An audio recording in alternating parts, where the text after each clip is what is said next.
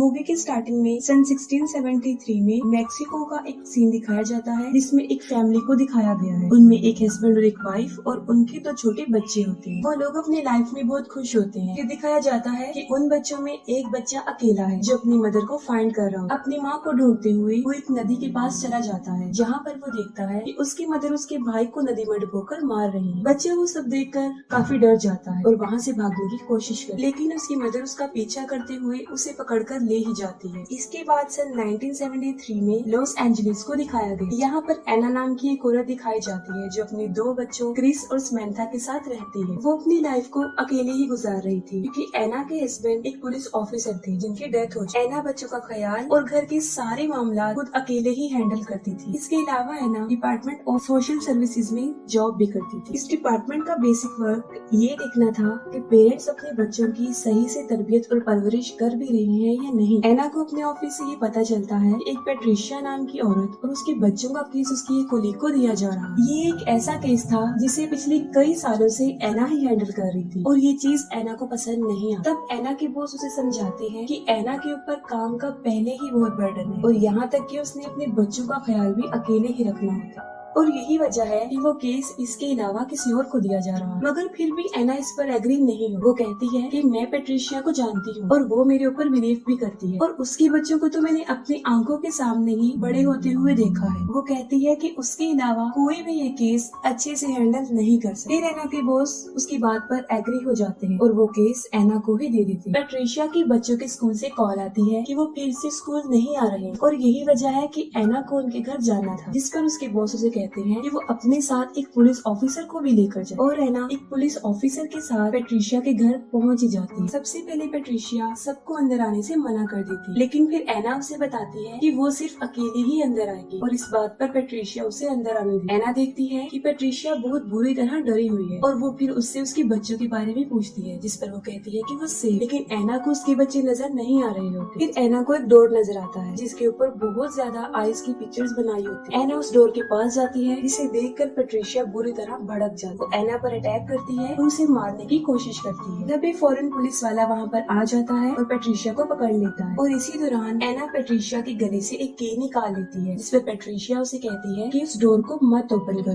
लेकिन एना दरवाजा खोल लेती है और उस डोर के अंदर पेट्रिशिया के दोनों बच्चे होते हैं। वो दोनों बच्चे भी बुरी तरह काफी डरे और सहमे होते हैं और एना को कहते हैं कि दरवाजा बंद कर दो वरना वो हमें मार दे। एना को इस बात की बिल्कुल भी समझ नहीं आती कि वो बच्चे लाल और रोना की बात कर रहे हैं। इसके बाद उन बच्चों को चाइल्ड सर्विस शेल्टर में भिजवा दिया जाता है। एना देखती है कि उन बच्चों के हाथ में जलने का निशान है, जिस पर वो बच्चे कहते हैं कि ये उसने ही किया। तब भी एना को समझ नहीं आती कि वो किसकी बात कर रही है। इसके बाद एना अपने घर चली जाती है और रात के वक्त लाल और रोना पेट्रिशिया के बच्चों को पानी में डिबोकर मार। उन बच्चों को नदी में डिबोने के दौरान लाल और रोना की आंखों से मुसलसल आंसू बह रहे हैं और यही वजह होती है कि उसे वीपिंग वुमेन कहा गया है। एना के पास कॉल आती है कि पेट्रिशिया के बच्चे नदी में डूबकर मर गए हैं। एना वहाँ पर पहुँच जाती है और अपने बच्चों को कहती है कि वो कार में ही बैठे रहे। वो कार को थोड़ा दूर ही पार्क करती है ताकि उसके बच्चों को कुछ भी पता ना चले। एना अभी उन बच्चों की डेड बॉडीज के पास पहुँचते ही है कि तभी वहाँ पर पेट्रिशिया भी आ जाती है और वो एना को कहती है कि तुमने मेरे बच्चों को मार डाला और ये भी कहती है कि सिर्फ एक ही रात बची थी और इसके बाद हमें उससे छुटकारा मिल जाता। जिस पर एना उससे पूछती है कि किससे और पेट्रिशिया जवाब देती है कि लाल और रोना से। इसके बाद पुलिस वाले पेट्रिशिया को वहाँ से ले जाते हैं। बाहर कार में समंथा सो जाती है जबकि क्रिस जाग रहा होता है। वो चुपके से गाड़ी से उतरकर उन बच्चों की डेड बॉडीज को देखने जाता है। इसी दौरान क्रिस को वहाँ पर किसी के रोने की आवाज आती है और ये कोई और नहीं होती बल्कि लाल और रोना होती है जो कि क्रिस को अपने पास बुला रही होती है और फौरन वहाँ से गायब भी हो जाती है। फिर एकदम से वो क्रिस के पास आ जाती है और उसका हाथ पकड़ लेती है जिससे कि उसका हाथ जल जाता है और क्रिस के हाथ पर भी जलने का वैसा ही जख्म हो जाता है जैसा पेट्रिशिया के बच्चों के हाथ पर था। क्रिस काफी डर जाता है और कार में आकर बैठ जाता है, लेकिन लाल और रोना भी वहाँ पर पहुँच जाती है और क्रिस को डराना शुरू कर देती है। लाल और रोना कार के अंदर भी आने की काफी कोशिश करती है। फिर एना वहाँ पर आ जाती है और उन्हें लेकर घर आ जाती है। अगली सुबह एना चर्च जाती है और चर्च के बाहर एक विच डॉक्टर जिनका नाम रेफल अल्वेरा होता है वो खड़े होते हैं। वो अपने जादुई वर्ड्स की मदद से लोगों का ट्रीटमेंट कर रहे होते हैं जिससे कि वो ठीक हो जाते हैं। एना फादर से लाल और रोना के बारे में पूछती है और फादर उसे लाल और रोना के बारे में सब कुछ बता देते हैं। समंथा जो कि अपने घर में खेल रही होती है और उसे भी वहाँ पर लाल और लोरोना नजर आती है। लाल लोरोना समंथा का हाथ भी पकड़ के उसे कर्स बना देती है और समंथा के हाथ पर भी जलने का जख्म बन जाता है। एना घर आ जाती है और वो देखती है कि समंथा बहुत ज्यादा डरी हुई है। एना उसके हाथों पर जले हुए जख्मों के बारे में पूछती है। तब समंथा झूठ बोल देती है कि मैं कहीं पर गिर गई। फिर एक डिटेक्टिव जिनका नाम कूपर होता है वो एना के घर पर आते हैं, जो कि एना के हस्बैंड के फ्रेंड थे। कूपर एना को बताते हैं कि पुलिस वालों को पेट्रिशिया पर ही शक है कि उसी ने ही अपने बच्चों को मारा है, लेकिन पेट्रिशिया और उसके गवाहों का ये कहना है कि मर्डर के दौरान पेट्रिशिया फुल टाइम चर्च में ही थी। कूपर एना को एक फाइल देते हैं ताकि वो पेट्रिशिया के केस के बारे में थोड़ी सी इंफॉर्मेशन ले सके। फिर दूसरी तरफ हम देखते हैं रेफल को, जो पेट्रिशिया के घर में होते हैं और लाल लोरोना के आंसुओं को कलेक्ट कर रहे होते हैं। रात को एना पेट्रिशिया की फाइल देख रही होती है, तभी उसे वहाँ पर किसी की आहट महसूस होती है। वो जाकर देखती है तो क्रिस नींद में चल रहा होता है। तभी अचानक से घर का दरवाजा अपने आप खुल जाता है और ऐसे फील होता है जैसे कोई मैजिकल पावर अंदर दाखिल हो गई। एना क्रिस को उसके बेड पर सुला देती है और समंथा को देखती है और उसी वक्त कोई पेट्रिशिया के फाइल के पेपर्स को उठाकर जमीन पर फेंक देता है। तब एना समझ जाती है कि रूम में कोई और भी है और अचानक से एना देखती है कि समंथा के रूम में लाल लोरोना है। इससे पहले कि वो कुछ कर सकती अचानक से दरवाजा बंद हो जाता है। इसके बाद एना के रूम में भी लाल लोरोना आ जाती है और एना उसे कहती है कि वो वहाँ से चली जाए। इतनी ही देर में क्रिस और समंथा दरवाजा खोल के वहाँ पर आ जाते हैं। एना उन दोनों को अपने बेड पर सुला देती है, लेकिन खुद वो सारी रात जागती रहती है, उसे नींद नहीं आती। एना पेट्रिशिया से मिलने जाती है, लेकिन पेट्रिशिया एना को ही उसके बच्चों की मौत का जिम्मेदार समझती है। और उसी दौरान एना पेट्रिशिया के हाथों पर वही जलने का निशान देखती है। पेट्रिशिया उसे कहती है कि लाल लोरोना ने किया है और अब एना के बच्चों को भी उसके रोने की आवाज आएगी और वो उन्हें भी अपने साथ ले जाएगी। पेट्रिशिया एना को ये भी बताती है कि मैंने लाल लोरोना को कहा है कि मेरे बच्चे तो मुझे वापस दे दो और एना के बच्चों को ले जाओ। क्रिस को किसी के रोने की आवाज आती है। पहले तो लाल लोरोना उसे डराती है और फिर सीढ़ियों से उसे नीचे गिरा देती है, लेकिन मौके पर ही एना वहाँ पर पहुँच जाती है और उसे हॉस्पिटल लेकर जाती है। जब डॉक्टर क्रिस के हाथों पर जलने के जख्म देखता है तो वो डिपार्टमेंट ऑफ सोशल सर्विसेज को कॉल कर देता है। रात को एना के घर पे कूपर और उसकी कोलीग डोना आते हैं और वो ये चेक करने आते हैं कि कहीं एना अपने बच्चों के साथ अब्यूज तो नहीं करती, कि किसी किस्म का कोई तशद्दुद तो नहीं करती। फिर एना क्रिस से लाल लोरोना के बारे में पूछती है और वो उसे सब कुछ बता भी देता है। दूसरी तरफ लाल लोरोना समंथा को पानी में डुबोकर मार रही होती है, लेकिन मौके पर एना वहाँ पर पहुँच जाती है और उसे बचा लेती है। इसके साथ ही लाल लोरोना एना को भी कर्स कर देती है और बड़ी मुश्किल से एना अपने बच्चों को वहाँ से लेकर भागने में कामयाब हो जाती है। एना चर्च में फादर के पास आती है, तब फादर उसे बताते हैं एनाबेल डॉल के बारे में कि जब वो एनाबेल डॉल को लेकर आ रही थी तब उस डॉल ने उन्हें बुरी तरह जख्मी कर दिया। और वो ये भी बताते हैं कि इस तरह की चीजों में शैतानी ताकत होती है और चर्च तुम्हारी हेल्प भी करेगा। लेकिन उन्हें चर्च से सर्विसेज लेने में कई हफ्ते लग जाने थे, लेकिन एना के पास इतना वक्त नहीं था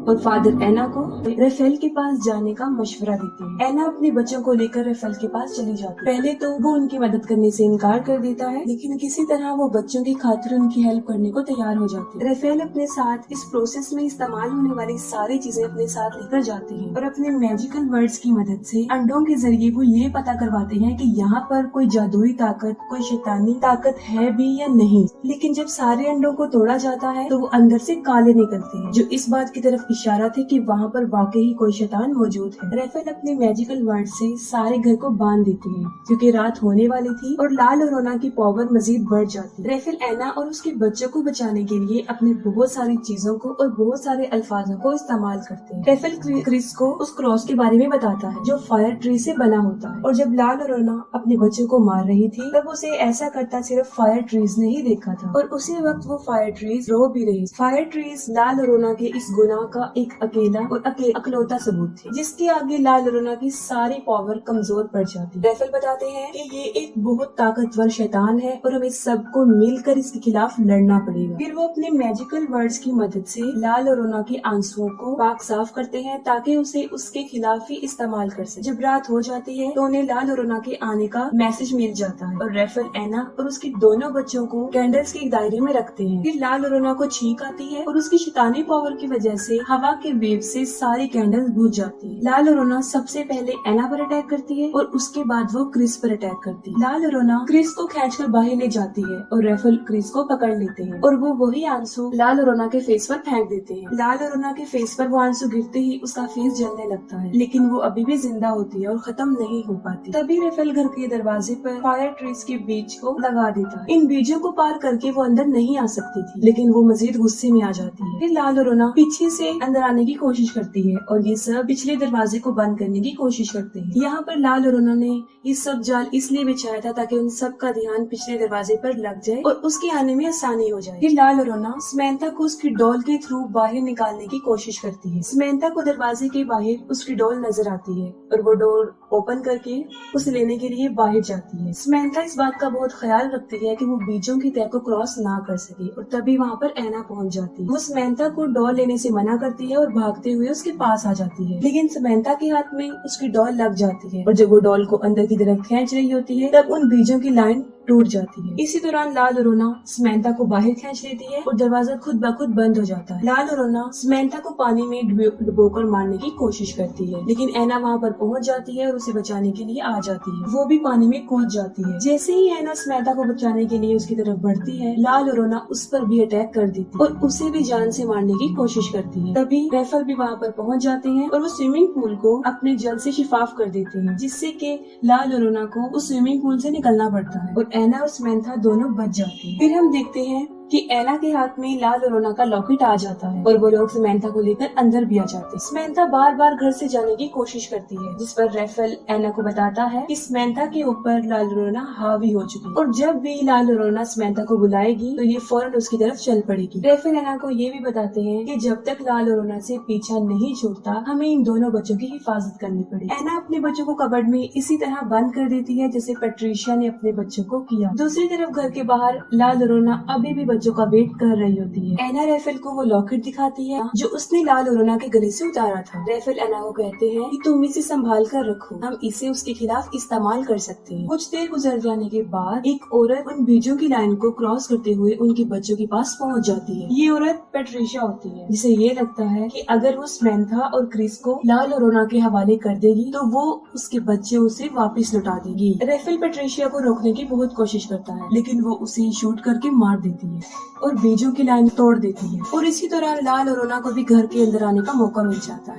अंदर आते ही पहले वो ऐना पर अटैक करती है और उसे बेसमेंट में फेंक देती है और उसका डोर अपने आप लॉक हो जाता है। फिर वो घर के सारे दरवाजों को बंद कर देती है ताकि बच्चे बाहर ना जा सके। इसी दौरान क्रिस लाल और रोना को वो लॉकेट उठाकर समंथा के साथ ऊपर की तरफ भागता है। क्रिस और समंथा स्टोर में जाकर छुप जाते हैं और लाल और रोना भी उनका पीछे करते हुए वहाँ पर पहुँच जाती है। लाल और रोना उन्हें मारने ही वाली होती है कि क्रिस उसे उसका लॉकेट दिखा देता है। अपना लॉकेट क्रिस के हाथ में देखकर लाल और रोना अचानक से नॉर्मल लेडी बन जाती है। लाल और रोना को वो लॉकेट असल में उसके बच्चों ने दिया था और वो अपने बच्चों की तरह क्रिस को टच करती है और रोना शुरू करती है। साथ में पैट्रिशिया को भी अपनी गलती का एहसास हो जाता है। वो लॉक तोड़कर ऐना को बाहर ले आती है। ऐना भागते हुए ऊपर की तरफ आ जाती है और साथ में उसकी रेफल भी आ जाता है जो कि मरा नहीं होता। दूसरी तरफ लाल और रोना जब क्रिस को टच करते हुए रो रही होती है तो उसके पीछे रखा हुआ मिरर उसका कपड़ा हट जाता है और जब लाल और रोना खुद को शीशे में देखती है तो वो फिर से शैतान बन जाती है और वो शीशा भी टूट जाता है। लाल और रोना रेफल को हवा में उठाकर बाहर फेंक देती है और इसी दौरान ऐना भी वहाँ पर पहुँच जाती है। क्रिस और समंथा ऐना के पास भागकर आ जाती है। जैसे ही लाल और रोना ऐना क्रिस और समंथा को मारने के लिए उनकी तरफ बढ़ती है, रेफल उसकी तरफ फायर ट्री से बना हुआ वो क्रॉस फेंक देता है। ऐना उस क्रॉस को उठाती है और लाल और रोना के सीने में डाल देती है। उस क्रॉस की वजह से लाल और रोना खत्म हो जाती है और सब कुछ नॉर्मल हो जाता है और इसके साथ ही मूवी भी एंड हो जाती है।